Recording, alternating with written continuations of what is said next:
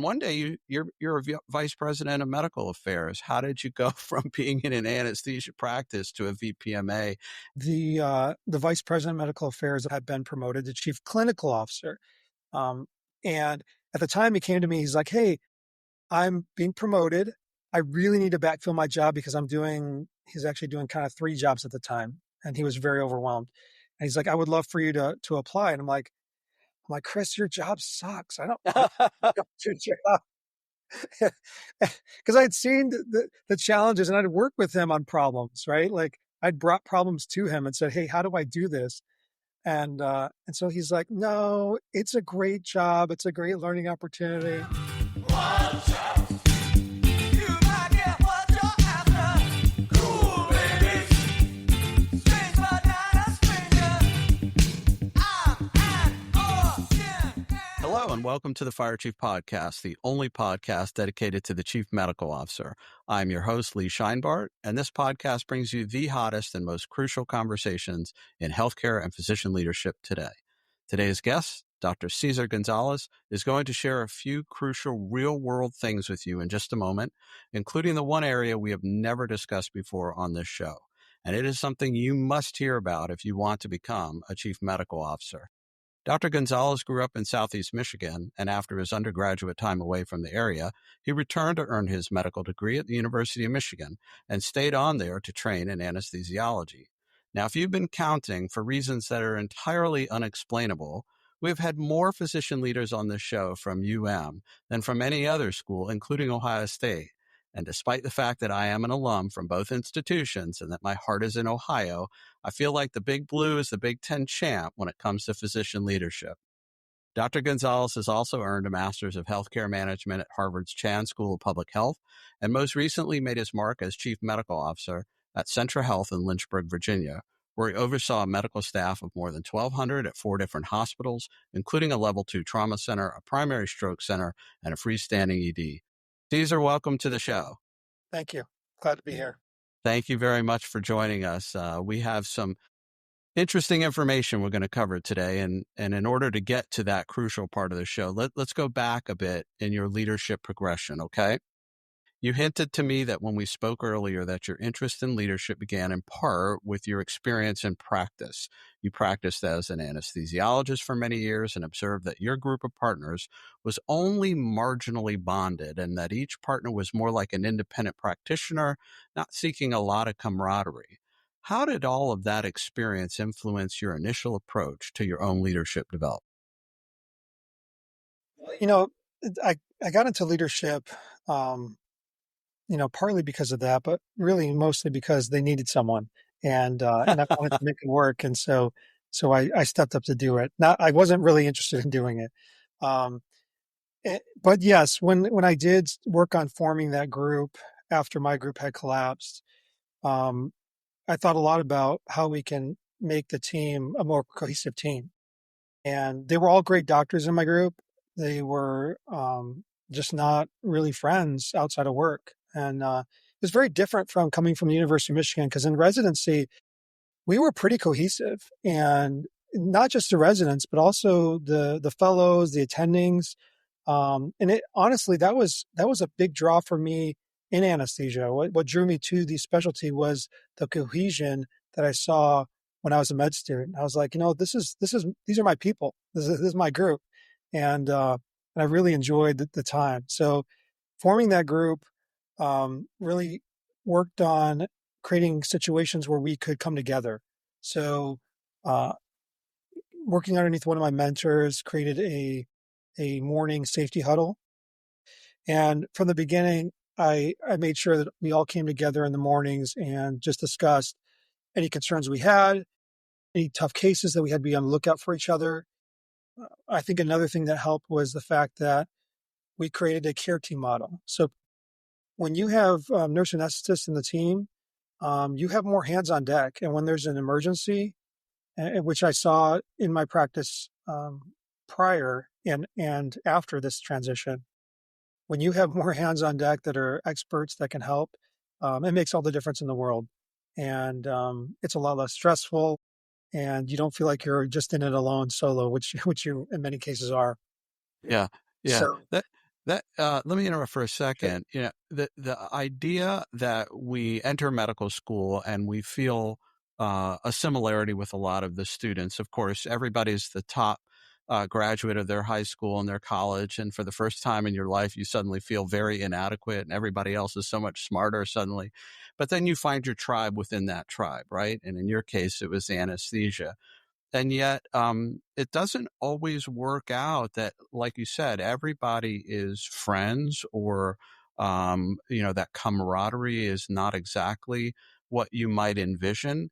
And you then have to develop some of the parameters by which everybody's in that sandbox getting things done. So I'm hearing that that was not an intentional event in your life, but the law of unintended consequences helped you begin to think about structural alignment to bring everybody focused on the purpose of why we're a group or something like that. Does that make sense? Yeah, absolutely. And I think that from there it was just a matter of, okay, how do we find cohesion at work, and how do we find cohesion outside of work? And we started having gatherings. Of course, we did a lot of interview dinners because we were recruiting pretty heavily. So we had a lot of people come and interview, and then the people that were there would come and support and vet out these individuals. Sure, sure. Breaking bread, having dinner, hanging out, it's such a simple way of growing those relationships. And I think that we probably don't do enough of that once we leave our training and we're out there, in the so-called real world. So, well done. Are there any other experiences in that practice model that began to push you more towards those leadership spots in your life that we'll get into in a moment? I think it was mostly, as an anesthesiologist, you often don't get much appreciation. Your patients are asleep. They don't remember you. You've given them a midazolam, and they don't really recall you later on typically, unless they're obstetrics. Anyone that you give an epidural to, they'll remember you forever. Anyone else, they forget you quickly. So, because of that, uh, suddenly working on putting this team together, ensuring that we were safe, ensuring that we continue to provide care that was necessary. There was a lot of appreciation that was shared, and that appreciation can be very intoxicating. Like, as someone who didn't get a lot of appreciation in their career, suddenly the surgeons are very grateful, the nurses are very grateful and happy, the patients, the administrators, and so it just felt great. It felt great to feel like you mattered and that you did something that people really cared about and were grateful for. So I think that kind of drove me to continue and doing really hard projects that were extremely challenging, but also that kept bringing the team together to provide better and better care against sometimes some pretty big obstacles.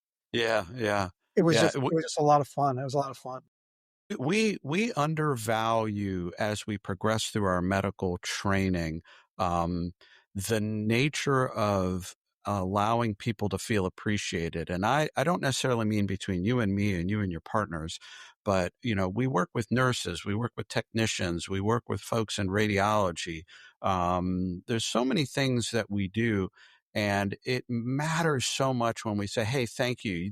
You did a great job today in the OR," or, when you helped set up that fluoro with me and we got that right where we wanted to. God, I really appreciate you. It carries so much water for people. I just don't think we get enough of that in our training to remember the people outside, the white coat, if you will. Any experiences resonate like that with you? For sure. And I think the key point to the appreciation is it has to be specific and it has to be genuine. Because often, we're like, "Oh, great job, thank you." But they're like, "For what? What do you mean, great job?" Yeah, But when yeah. you can tell someone, like you said, like, "Thank you so much for taking care of that patient and how that was really hard, and this so and so happened. Thank you so much. That was really great." They were appreciative. Their family members commented on your care. Um, that really makes people feel something that they often don't get at home or at work. Hmm, And so hmm.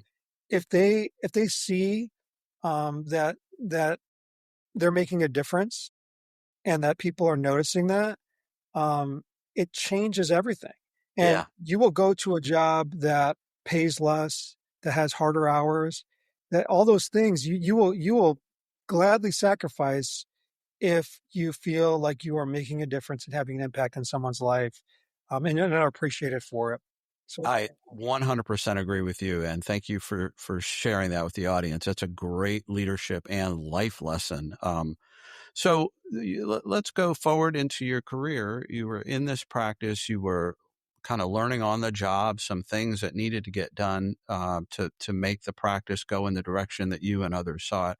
And one day you're a vice president of medical affairs. How did you go from being in an anesthesia practice to a VPMA, and then ultimately land the chief medical officer role? Tell us about those transitions. yeah, let me give you a little bit more background to do that. So I started out as the medical director of the Virginia Baptist Hospital, and then a few months later, the organization hired a medical director over the enterprise, and I worked with her to kind of take over the rest of the groups in in the healthcare system because there's four hospitals. I just kind of expanded anesthesia coverage, and she was fantastic. Her name's Danny Madrill, and she ended up being promoted to chief medical officer of the medical group. And at that time, I was promoted. I'd become associate medical director of the enterprise, and then I became medical director. Um, and shortly thereafter, the vice president of medical affairs, the former vice president, had been promoted to chief clinical officer. Um, and at the time, he came to me. He's like, "Hey, I'm being promoted. I really need to backfill my job because he's actually doing kind of three jobs at the time." And he was very overwhelmed. And he's like, "I would love for you to apply." And I'm like, "Chris, your job sucks. I don't want your job." Because I'd seen the challenges and I'd worked with him on problems, right? Like I'd brought problems to him and said, "Hey, how do I do this?" And so he's like, "No, it's a great job. It's a great learning opportunity." And so I talked to the medical director who had been promoted to medical group chief medical officer. I talked to Danny, and I was like, "Danny, what do you think?" And she's like, "You should apply an interview because she just finished her Harvard master's, and she's like, Harvard always says interview, interview, interview. Just take the opportunity." I was like, "Yeah, but what if they offer me the job and I really don't want it? What do I do then?" And she's like, "Oh, you'll just figure it out when that happens." So, so I did interview. Only in our profession, after we've trained so darn hard to be a good clinician, do people go, "Hey, I'm moving up, so you should apply. And if it sucks, it'll work out," Exactly. Exactly. So then I did. I applied, and in my process, I talked to everyone I could that had been a former VPMA at that institution. So there were many of them, and they were really helpful, talking about what the role was. And one in particular, Matt Johnson, he was just a fantastic guy. This is the crazy thing. People will go out of their way to help you, and you're like, why? Why would you do this? Like Matt was the kind of guy, I never met him in person prior to this, but people were like, reach out to Matt. So I called Matt and said, "Hey, so and so told me to reach out to you. I would love to hear your thoughts." And he was like, "Absolutely. And I will do a mock interview with you and help you with the interview process." And he spent like an hour doing a mock interview, giving me feedback, helping me with it. Um, and and it was just, I don't even know him. Like he just decided that he would be helpful, and it was just tremendous. And so I've tried to also do that for other people. But I went in there, did the interview, and like, I mean, you would have to ask the people who interviewed me, but they did offer me the job. I felt like I nailed it because I had prepared so well. And then I was offered the job, and I was like calling Danny back up. I'm like, "Danny, what do I do now? They're offering me the job. I'm not sure I want it still." And so I chose to do it, and I never looked back. And then from there, you eventually landed in the chief medical officer role. Was it the same process where the person in front of you stepped away to a different role and you came into that? It was actually a new role. So the VPMA role there it's kind of weird. It was kind of like the chief medical officer role. It was system wide. It was overall for hospitals.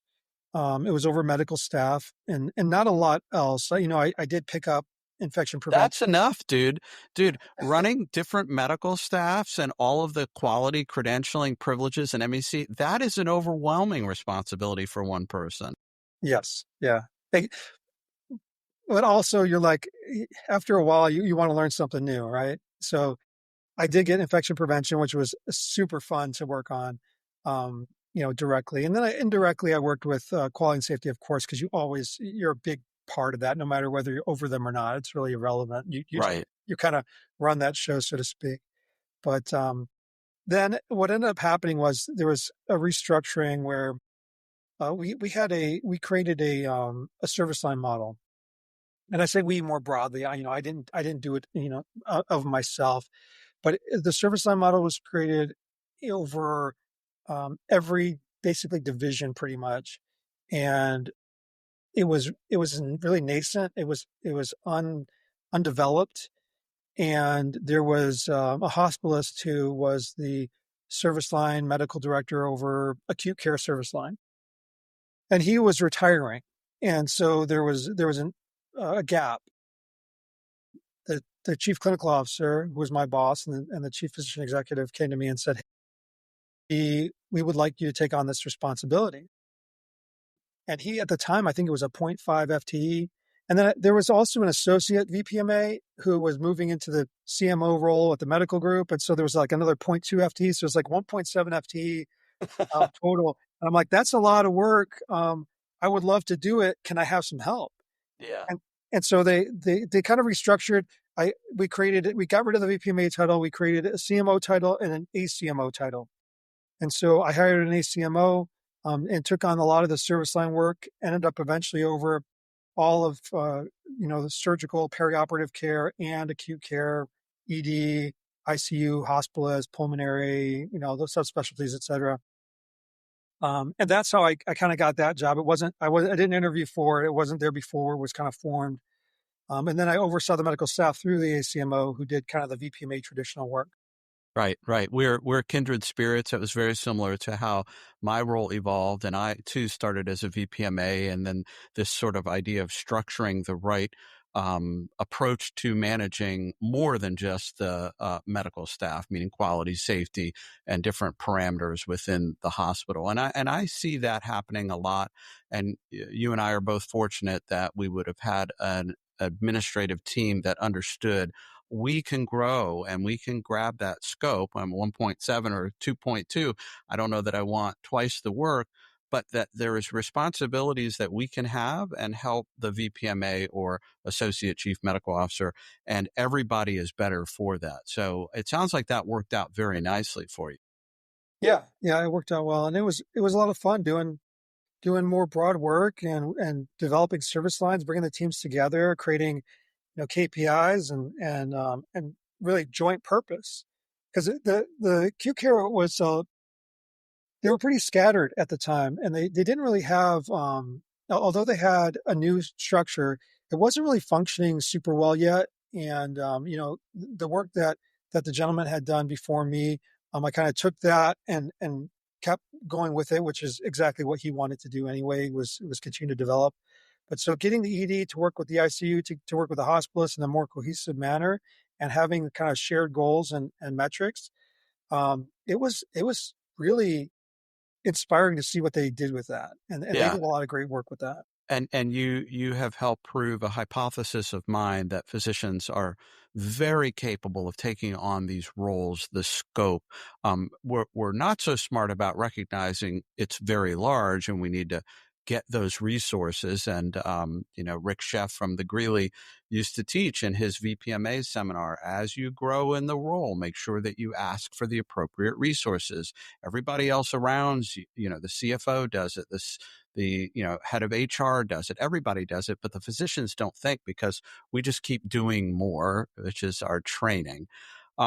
So one of the things you shared with me when we spoke before was, as you're progressing and as you're help facilitating this, aside from these really amazing mentors and guides that you found, that you've mentioned, there wasn't a lot of material. There wasn't a lot of books or or dedicated courses to growing into these roles. So how did you begin to shape your thinking in the absence of that material? Say, how do I become the leader in this role that I want? And how did you begin to form a more directional and intentional path for yourself? I think that was really hard because everyone that I talked to that was a VPMA, CMO, et cetera, they were like, "Oh, you'll figure it out." You know, the VPMA job is what you make of it. That's what everybody said. It's what you make of it. I'm like, what does that mean? Like that doesn't give me anything. Is there a book? Well, there's these, primers on med staff, et cetera, that are like, 40 pages long. So those were somewhat helpful. But then, like I said, Danny ended up going to Harvard and getting her master's in healthcare management.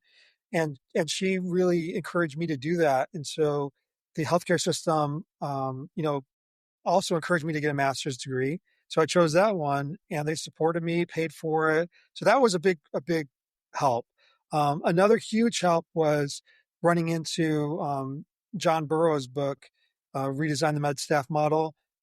Amazing, fantastic book. Like I wish I had it handy here. It's all marked up. It's got tabs everywhere.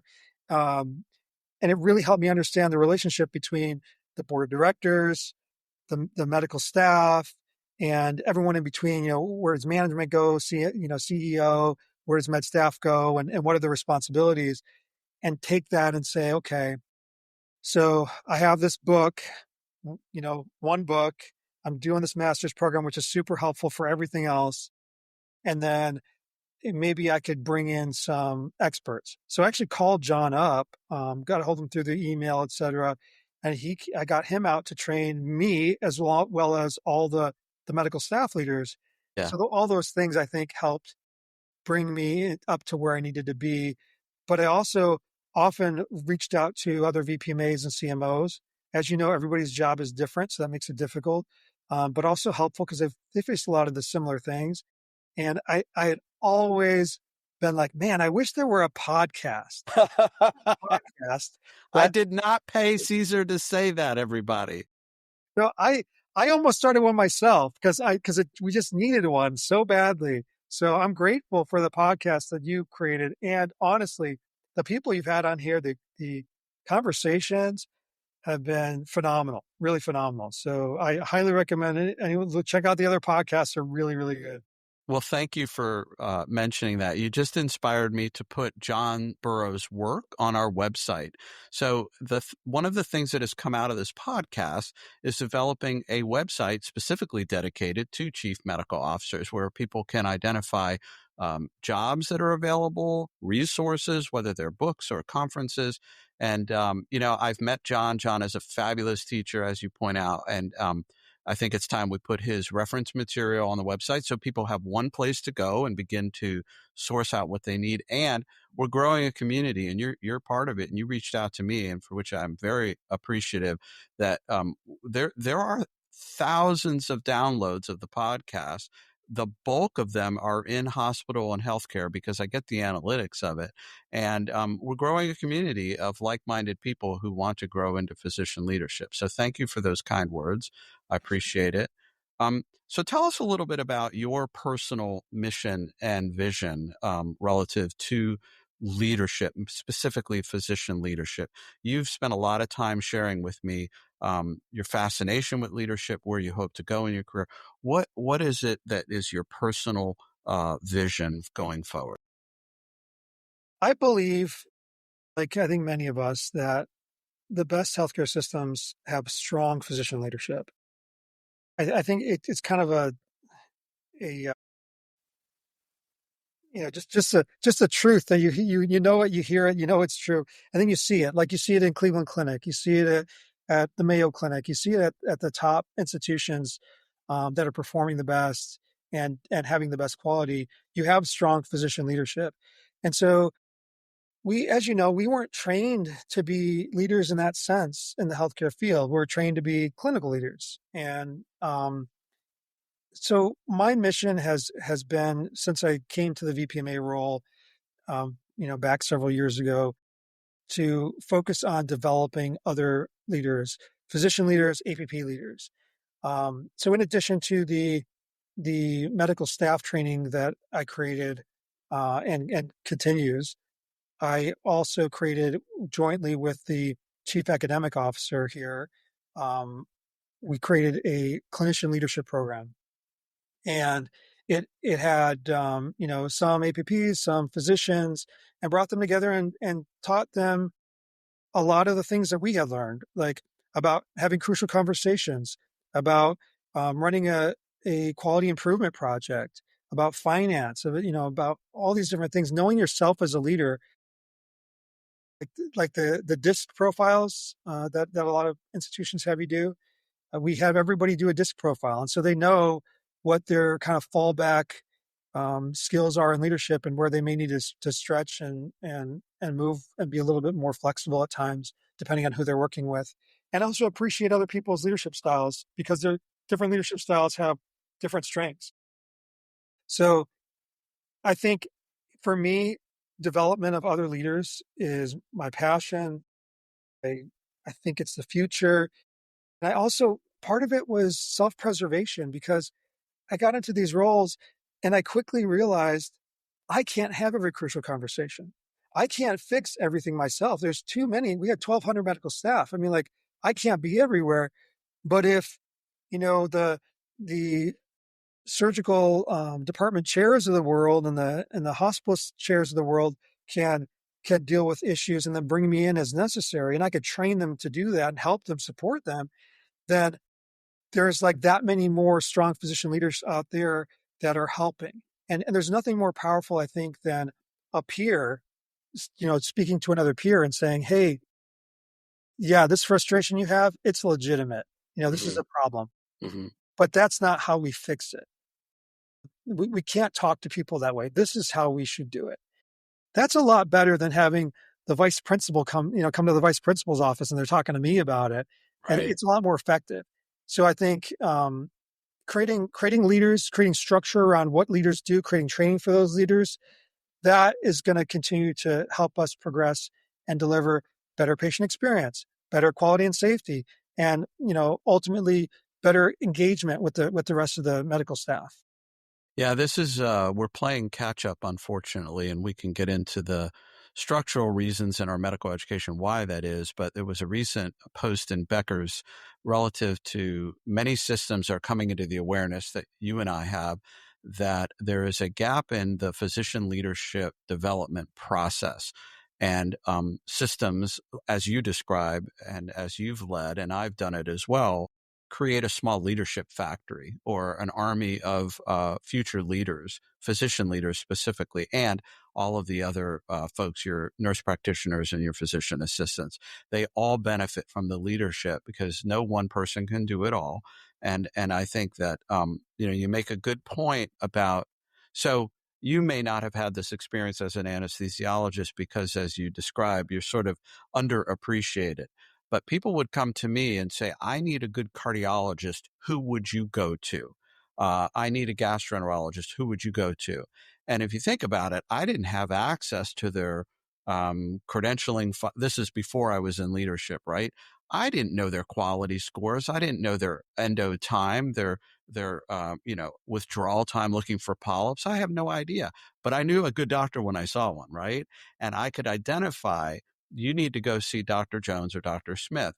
And when you mention the Cleveland Clinic and the Mayo Clinic, many people I know that are physicians choose to get their medical care at one of those physician-led institutions because they know what they're going to receive. And it's some kind of intuition or just that we can recognize good physician leaders. And I really like your approach to a leader makes another leader who makes another leader, and that really elevates everybody onto the right playing field to do the right thing. So now we're going to get to the single most crucial part of this conversation. And in addition to all of the wonderful things you're sharing, one of the most important reasons that I wanted you on the show. When we spoke, you did describe that your organization went through a change, a restructuring, and it left you looking in a different direction for your next move. As we talk about growing into a medical director role, VPMA role, CMO role, we tend to think it's going to continue and it'll be longitudinal until it doesn't. So in all of your research and all of your development, did anybody tell you you better have a contingency plan if things don't go the way you want them to? I don't remember anyone telling me that specifically, but I kind of knew it, right? Like, and I had some friends that talked a little bit about that too. For instance, when I moved up to the VPMA role, I had, a close friend, in the anesthesia department that was like, "Hey, why are you doing this? Like, I don't think you should do this. Do what? Move up into the VPMA role." Uh-huh. Because he was talking about all the turnover we had. So to back up a little bit, and I've been in this institution for 14 years, 7 as an anesthesiologist in the private group, 7 as a leader. And in the 7 years that I've been here, there has been 6 CEOs. And so that's a lot of turnover at the top. That being said, when I moved up to VPMA, he was like, "Look, I know um, this is interesting to be a VP, et cetera, but look at how much turnover there is. Is that really what you want to do?" And I was like, I think it is what I want to do because I can have this impact, et cetera. And so, he talked about it a little bit, hinted at it, but also my wife and I looked at it and she was very nervous. And she was like, "I'm not sure we want to go down this road." We got to the point where we decided, yes, we would take that chance. We could always go back to anesthesia. I continue to practice anesthesia, but I feel like that alone is not my job anymore. Like, I do anesthesia. I still do it. I still find it very, very important to keep boots on the ground, to keep me grounded, to help me understand the struggles of the physicians because I'm struggling through the EMR like they are.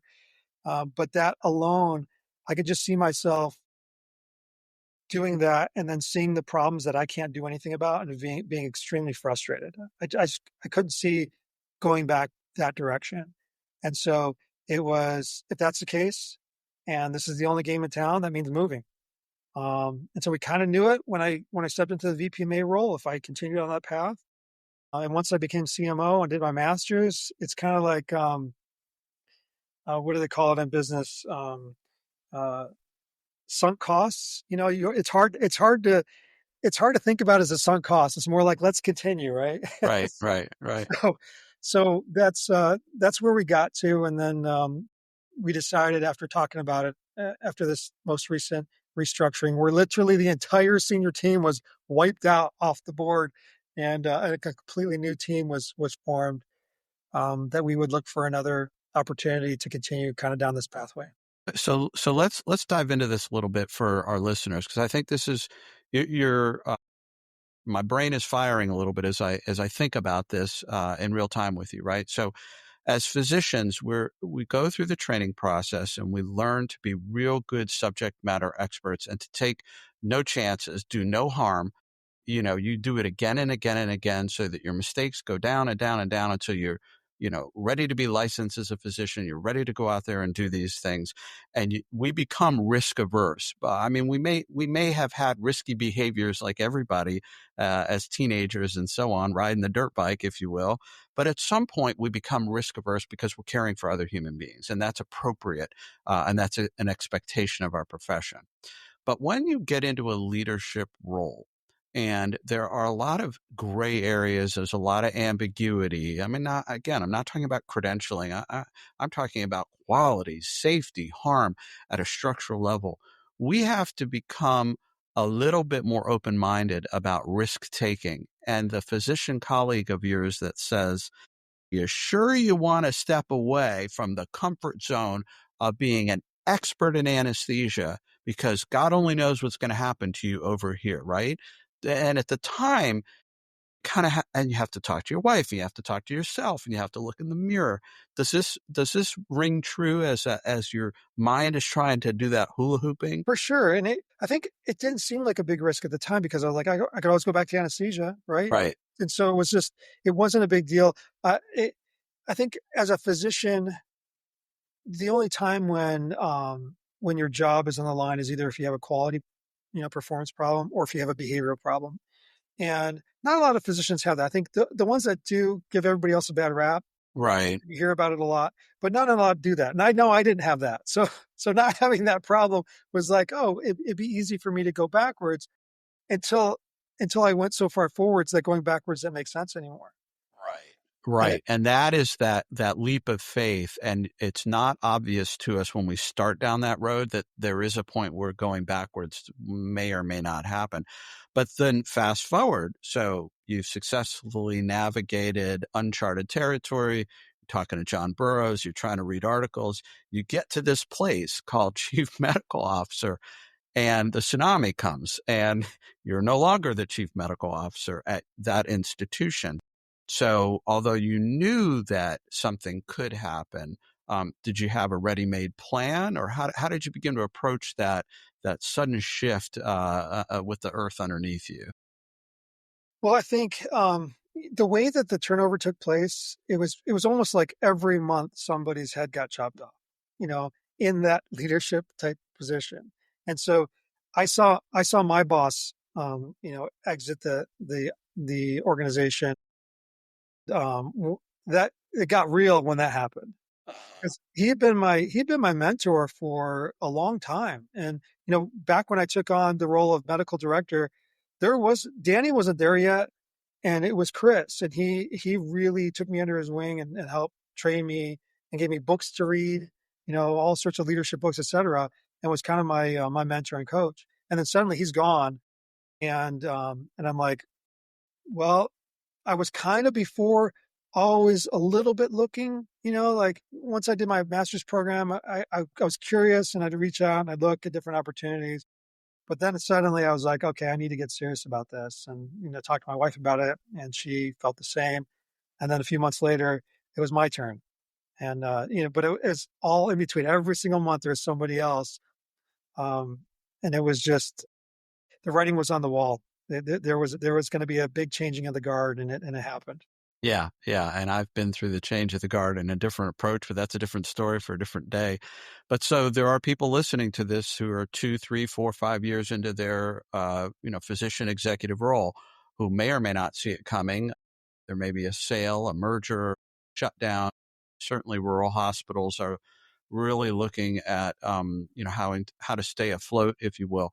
Any advice you would like to give to any young listener or someone growing in the role, how to manage this event? I think more important than anything else is staying true to your values.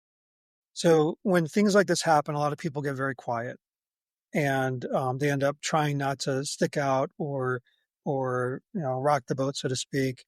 But the reality is, there's things that need to be said. There's conversations that need to be had, and that's your job to do, especially as a physician champion and a patient champion, really more than anything else. Um, and being quiet wouldn't have saved me anyway. And I would just look back and say, why did you become a weenie suddenly? Like, what? You sold out because you thought it would save your job. But the reality is, I think you stay true to the values that you have created, that you find critical and important. And I really love some of the podcasts where you spoke specifically about the leadership training and how they focus on what are your core values, what's your true north. And that's one piece that I don't feel like I did the best job in creating the clinician leadership programs, is focusing on that before everything else. And I've seen individuals change in a way that was in alignment with them continuing their progress upwards, and giving up their values in order to climb the ladder. And that doesn't get us anywhere, and it doesn't get you anywhere in the long term. It might give you somewhere in the short term, and you may be able to get a cushy role or a role that you wanted. But the reality is, people won't trust you, and they won't follow you. They follow people who are sincere, who are true, who are consistent, and who do the right thing even when it costs you. And that's the key, I think, especially as a clinician, physician leader. Do the right thing no matter what, for the patient, for the community, and everything is. That's what matters more than anything else, and everything else will work out. You can if they don't want you there because you're doing the right thing, then you shouldn't be there. You should go somewhere else. And so I think that's my big take on it is that we all need to make sure we know what our true north is, and then we stick to that true north no matter what. Great words of wisdom. And for our listeners, you may have heard some of our other shows about the conflict between the oath that we take as a physician and the obligations of our roles. And some of our guests have been in positions where they take an oath to something called the Constitution of the United States, and whether or not they're in conflict with that. And when we work in a health system, we have obligations to the system, but at the end of the day, our obligation and our original oath is to the patient. And I think you're articulating something that we might explore on another show. This true north, the values that we hold personally, and the swearing in of becoming a physician has to be part and parcel of what we do. And maybe that's why the Mayo Clinics and the Cleveland Clinics and physician-run organizations tend to draw folks like you and me into them when we think about where we would go or where we would recommend folks to go when they need their care. There's something about that authenticity, that consistency, that credibility that you're referring to that creates the trust. And we live in a very disruptive time, and medicine is still a very, very good profession. Trust has eroded, and yet it is still one of the most trustworthy professions, and we need to continue to march in that direction. I really appreciate those insights relative to this. Well, we're getting towards the end of the show, although we may have to have a follow-up show and get into these themes a little bit more. Anything else you want to share with the listeners about leadership development, what you might want to see in the future relative to physician leadership? Well, for us to come up with a book list. I'm big on reading, and I think there's so many great books out there that don't necessarily pertain specifically to the chief medical officer, but they pertain to leadership. And if we as physician leaders can really master those skills, then it will make us that much more effective. I mean, I got favorite books on finance. I got favorite books on quality and safety. Crucial Conversations, of course, is a great book. But like, I think kind of having a canon, so to speak, of saying, hey, these are the skills that you need in order to be successful in these roles, medical director or otherwise. You should start reading these books and having conversations about them, because when you have a shared language among chief medical officers, among physician leaders, it really helps us to be able to have a reference point that we all can understand and work on together. Because the reality is, I've read Crucial Conversations 3 times now, and I get something new out of it every time. You know, I've read Drive by Daniel Pink 2 or 3 times now as well, just to try to figure out how can I motivate the physicians in this group potentially to focus on joint alignment of what the patients need, right? Because you have the healthcare system, and sometimes you have these incentive metrics that are really misaligned and it don't really drive quality. So how do you realign those things? So, you know, always thinking in those ways. I've been, I think, accused, and not wrongly so, of parroting a lot of books, but for me, I don't take credit for things that I don't do myself. I don't feel like that's right. If people keep saying I parrot books and I talk about books, then I'm okay with that, because I feel like it's important for me to give credit where credit is due. Yeah, well, it says a lot about your character, and it's why we put you on the show. Folks like you belong on the show. So let's do another thing. Let's get your list on the website. All right. So we can call it Caesar's list, the parrot list. You define what you want. Let's get it on so that people can read these books. And listen, you talked a few minutes ago about leadership, and it is ill-defined in our undergraduate medical education. We barely get a taste of it in our GME, and slowly we begin to absorb what it is. The best definition I've ever had, and I'm not the first person to swear on this show, Jerome Adams, the U.S. Surgeon General, put the first swear word on this podcast. So I have now permitted to do this. Leadership, the best definition I've ever heard: who you are and how you get shit done.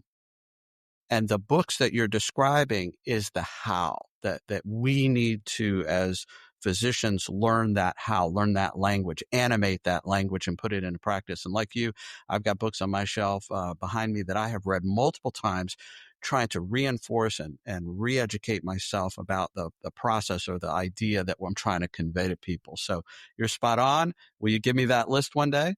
Absolutely. All right, we're going to put it on. All right, well, thank you for being on the show. Amazing. We are kindred spirits, and you brought a lot of value to our listeners. You have been listening to the Fire Chief Podcast, the only podcast dedicated to the Chief Medical Officer. If you want access to the hottest items on physician leadership and how to become a CMO, as I've mentioned, the website, thefirechiefcmo.com. Sign up with us, leave your comments about the show. Tell me what the next hot mess in healthcare is about and what physician leaders should be doing about it. And if you have a book, we'll put it on the list. Caesar's going to start it, and we'll put it out there on the website. I love talking with physician leaders and chief medical officers from all over the United States. Please connect, leave your reviews, leave your comments, and share this with your colleagues. And in the words of Sergeant Phil Esterhaus, let's be careful out there.